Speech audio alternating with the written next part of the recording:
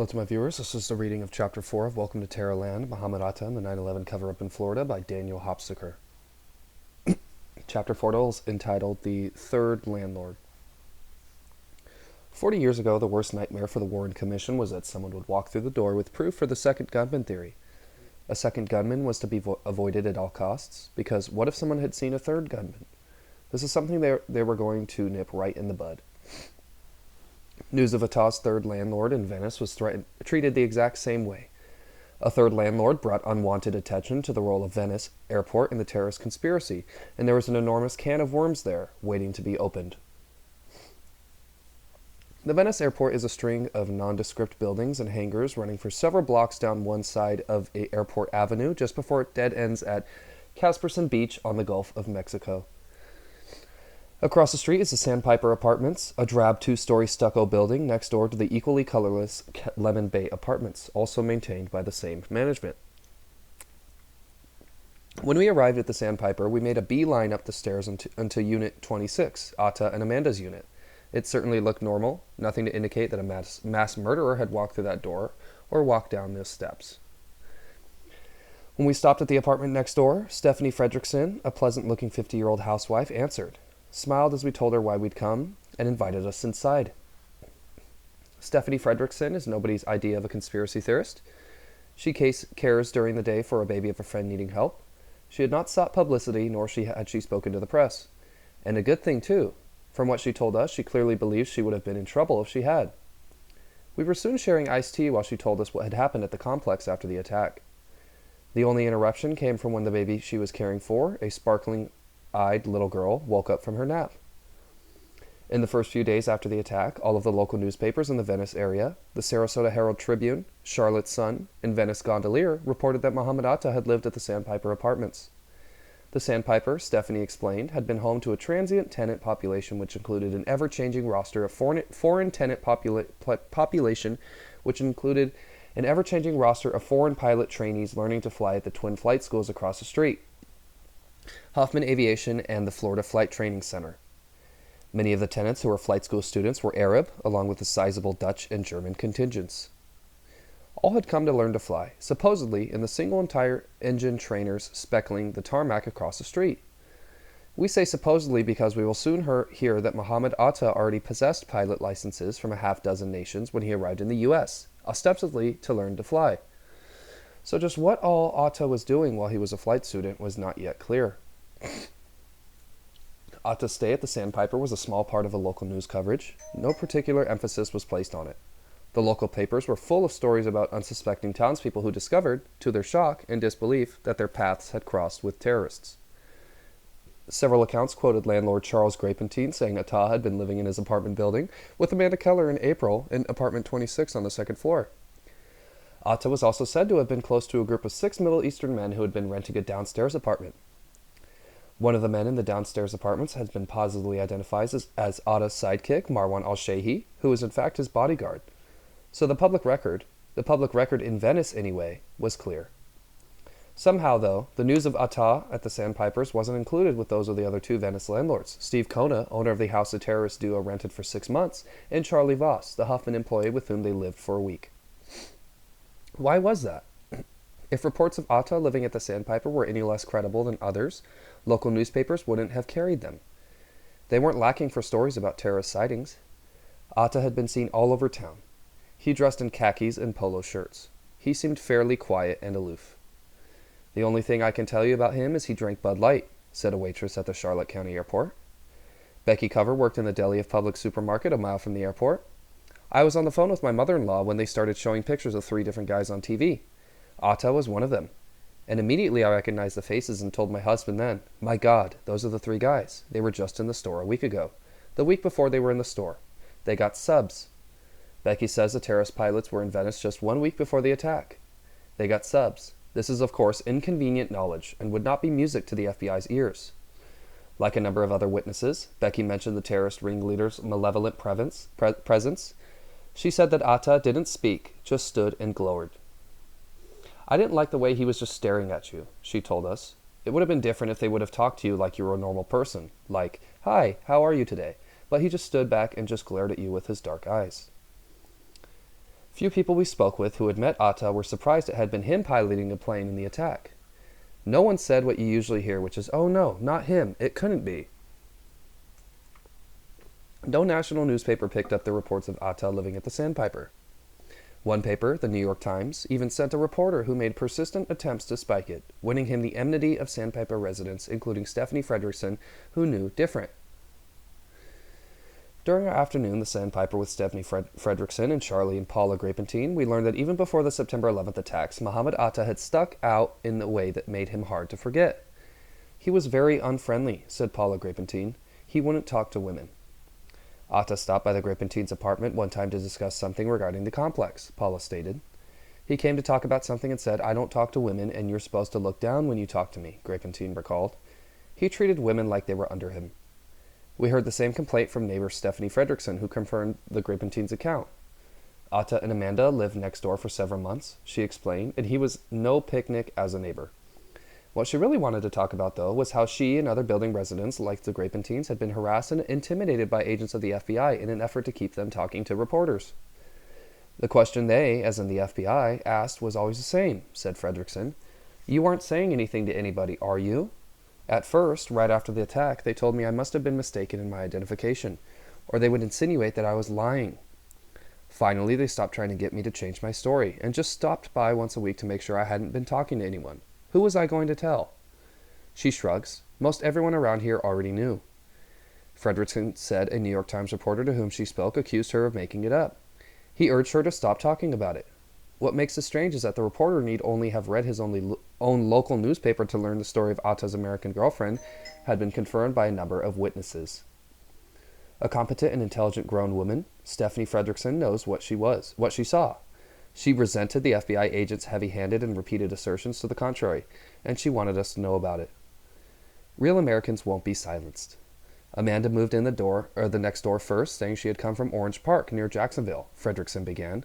Then one day in the middle of March she brought home Atta. She had only been here for a short time before he showed up.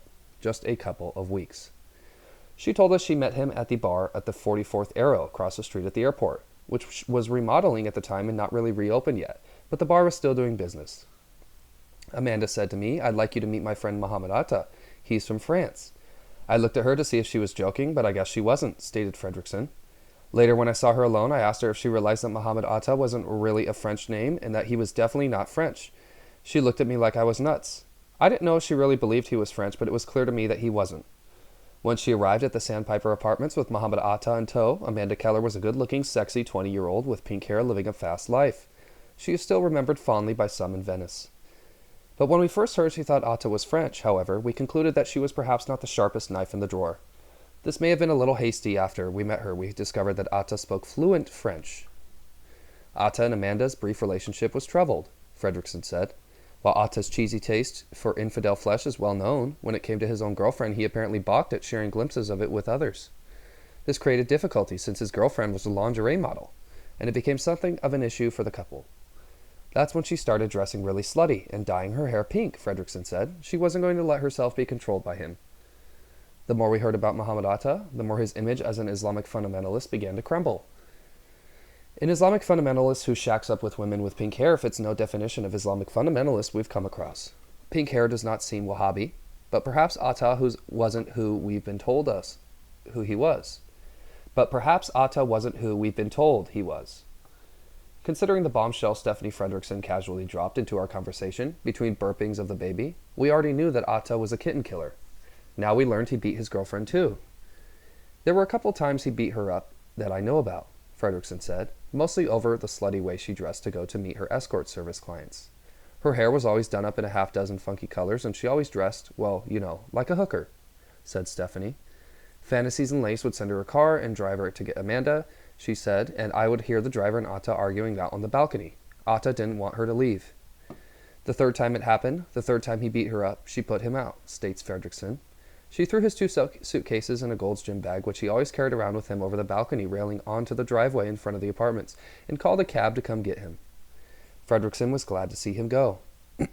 He was a really nasty guy, she says. He had no patience and seemed mad at the world. One day, I remember, it was raining out, and I left my apartment at the same time he came out of his. He didn't have a car that day, so for some reason I offered him a ride. He got furious and shouted at me and said, "You do not speak to me unless I speak to you first." I said, "Get over yourself, bub." She said, "You're in America now." Atta said American women are all bitches. I told him the least he could do was to thank me for offering him a ride. Apartment manager Charlie Grapentine, a grizzled former Marine in his early 60s, remembers when Amanda performed her informal eviction. Later, we learned from Amanda that she thought his counsel first on what to do about the unworkable agreement, or that she sought counsel on what to do. Amanda's name was on the lease. Grapentine told her to kick him out. Atta was always carried a fanny pack around his waist, Grapentine said. I remember that Amanda once telling him that she needed some new clothes, and he reached in and peeled off a few hundreds from a thick roll of cash he had stuffed inside the fanny pack. The FBI did not receive apartment manager Grapentine's recollections any more warmly than they had of those of Stephanie Fredrickson. In fact, says Grapentine, the FBI was positively frosty, especially on the subject of talking to reporters. They called me a liar and told me to keep my mouth shut, states the ex-Marine grimly.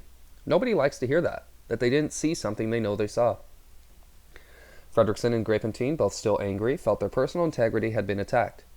The FBI, more concerned with squelching the story, apparently didn't mind stepping on a few toes in the process.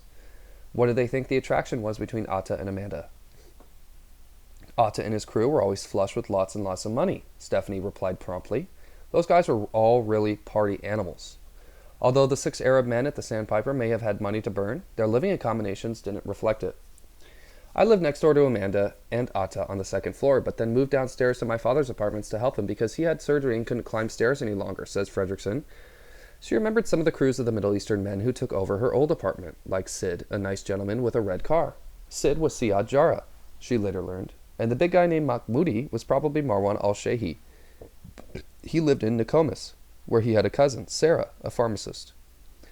Atta's pals took my old apartment. One time I stuck my head in, and there was at least 8 of them living in a small 2-bedroom place, with sleeping bags spread out everywhere. The student pilots living at the Sandpiper and hanging out with Muhammad Atta hadn't all been Arab, she said. Pierre came looking for a bride. Patrick came from Holland.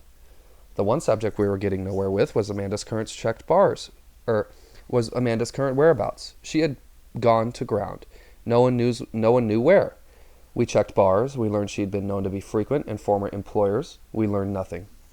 Amanda Keller was another witness who had disappeared. We tried to track down the man that left Sarasota nightclub with the night she broke up with Atta, Garrett Metz. Garrett was a dark-haired guy, a good-looking little shit, remembered Stephanie.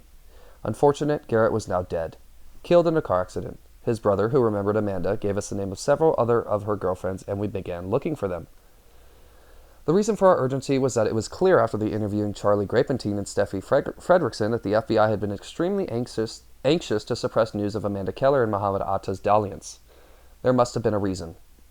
One of the things which puzzled us was why Amanda hadn't sold her story to a tabloid. A girl who makes her living as a lingerie model could probably use the money. Certainly the tabloids would go nuts to get her story. Terrorist girlfriend bears all, would sell a lot of papers in the checkout line. Why hadn't she? Was something preventing her, or someone? We found a clue on the 1-year anniversary of the attack, filed by Associated Press. The headline says it all. 1 year later, 19 hijackers still a tangle of mystery and contradiction. We thought, is that on purpose? While Atta had been living at the Sandpiper Apartments, apartment manager Paula Grapentine told reporters that he had a lot of visitors. The building's owner, Vic Kaiser, told authorities that the students smoked a strange tobacco which smelled like marijuana. This will be by no means the last references to drugs which we will come across in connection with the terrorist conspiracy. It was clear the FBI didn't want the public to know that Muhammad Atta returned, or maybe even remained in Venice area after receiving his multi-engine commercial pilot's license on December 21st of 2000. Maybe it would open up that endless can of worms Senator Fulbright talked about. This notion received some support when we discovered another local news account about Muhammad Atta and Amanda Keller, one we'd missed, because it didn't come from Venice but from Northport, the next town southeast of Venice. According to witnesses there, interviewed in the Charlotte Sun-Herald, Atta and Amanda engaged in a very un-Islamic 3-day drug and booze-fueled party in Key West. At the time of the party weekend, late February of 2001, Atta was living in a rented house in Northport that he and 6 other Middle Eastern men rented in early January and left in early March after being evicted. Far from leaving Venice, Florida, forever in December, Muhammad Atta had still been in the immediate vicinity, in Northport, in January and February of 2001, and then in Venice with Amanda during March and April. What had he been doing there, and why is the FBI lying?